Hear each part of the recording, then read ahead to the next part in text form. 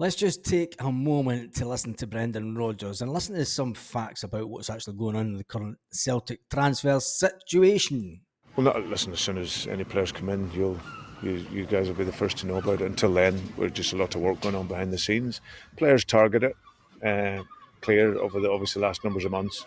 So just hopefully can get those done. But lots of time. But of course, we would want to get them in sooner rather than later. But it's always a two-way thing. So hopefully we can get them done in the coming weeks.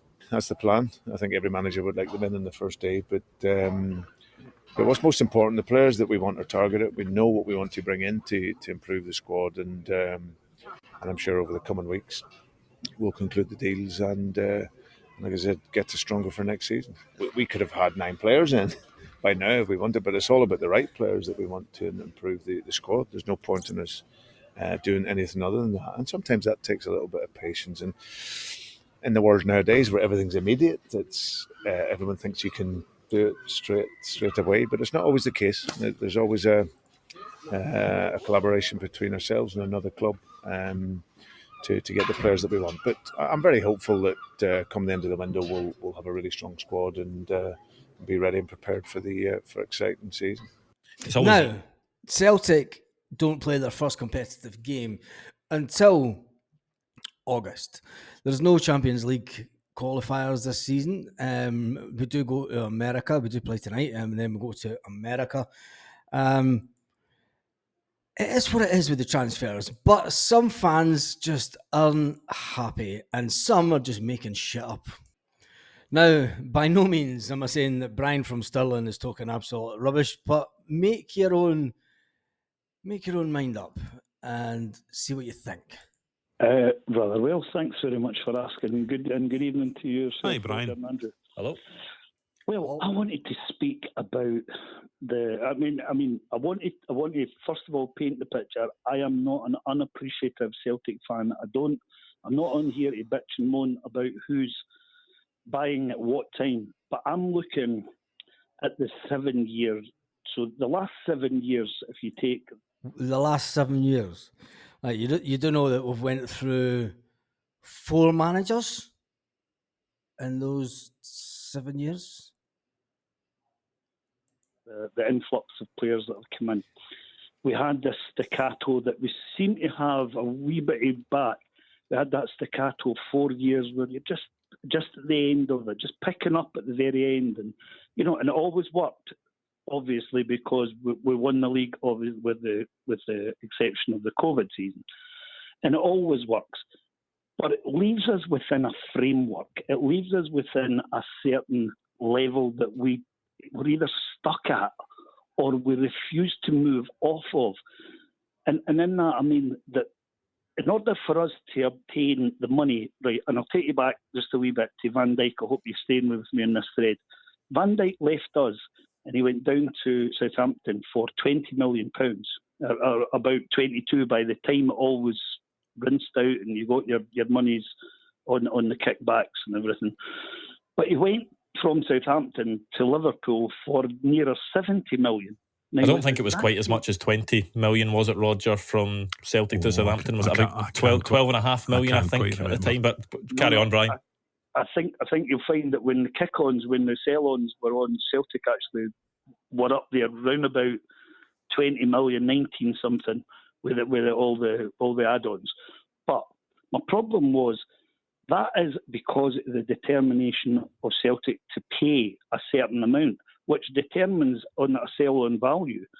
So what we need to do is look at the players coming in. We need to move up a level. And it's not about keeping players. I mean, this whole thing, we need to keep this player, we need to keep that player.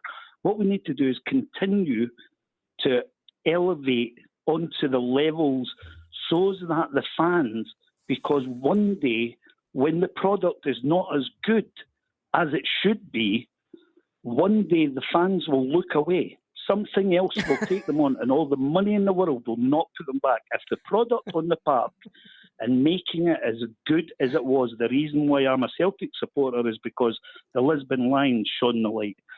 Then I saw Paul McStay, and I saw, Charlie Nicholas, and I saw Henrik Larsson, And so all of these people make me... You can tell that Brian was one of these season ticket holders that didn't have his season ticket during the Ronnie Dyler years. Want to go to football. Now we seem to be looking at football being a game to stop players like that coming through. And where we need a level up. That's what I'm saying is, and we don't need to be winning in Scottish football by just a wee bit. We need to be winning by a distance and then get to that level in Europe where we can push forward. I've got an issue with Brian, because there's been many seasons that we haven't just won the league by a sort of shoestring. We've won the league by a big margin.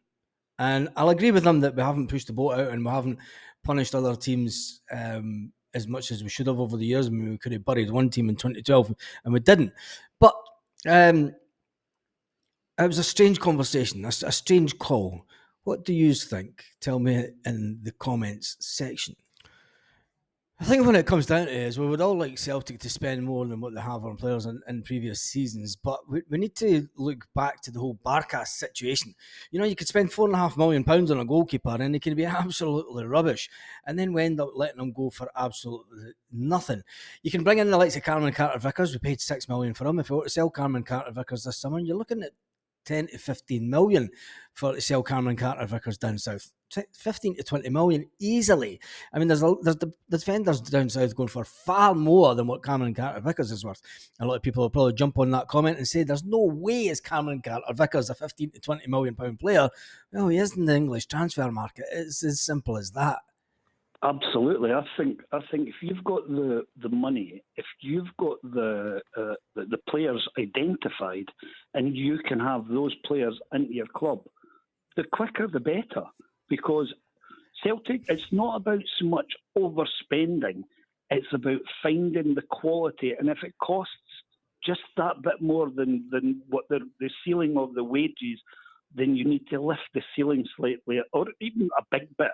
Lift it enough that keeps the bums on seats. Because like I say, the game, I've watched this Euro Championships, and I'm not saying it's like the same as the SPFL and the English F, but I've watched them, and the game is sliding towards stopping people playing football. I don't want... It's sliding towards stopping people playing football. The game, the Euros, I mean, if you watch Spain play, I mean, Spain just play amazing football. I mean, they know how to keep the ball, they know how to defend, they know how to go forward in numbers. But Brian just seems a little bit upset the way that this transfer policy is going at Celtic. Now, we can all jump and shout and say, look, we want things to happen faster, but at the end of the day, we don't need a big rotation of the squad. Last season saw us brought in 9 players, and we all know that the majority of those players, well, if them all, were all project players. All project players that were brought in to try and improve, to sell on for a vast profit. And in the reality is that the previous manager, Ange Postecoglou, signed off a lot of those players that came in last summer before Brendan Rodgers got here. He would have seen those players as well. He would have seen the standard of the players that were coming in. And maybe that was one of the things that helped push him out the door. What do you think? It's going to be an interesting summer for sure.